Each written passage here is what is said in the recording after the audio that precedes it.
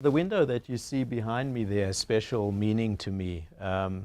My family, my ancestors lived in Latvia for many centuries, and they were all murdered during the Holocaust in Europe. My mother was fortunate to get out to South Africa, but I went back to Latvia, to Bauska, the village that they lived in, and actually landed there on 9/11 and couldn't get back for 2 weeks because there were no flights back.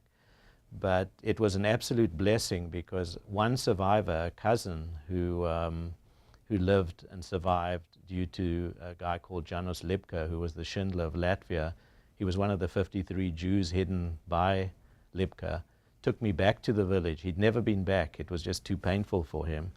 And he took me back to the house that my family lived in, and showed me where my grandfather worked, what his general store was, the rooms that they lived in. We actually went into the house. It was still there.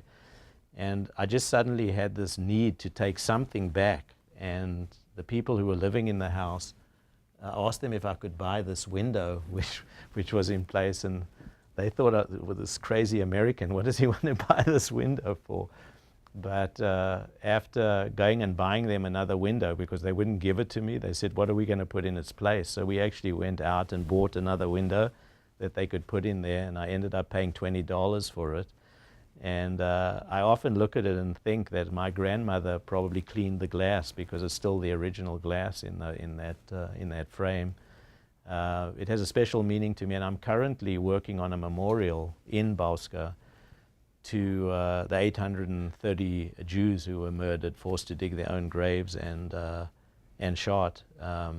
So we've collected the names, and we've acquired the land that the synagogue was on, where the rabbi and his family were locked in and the synagogue was burned to the ground. So we've been able to acquire that land, and I've been working since 2001 to try and get this memorial built.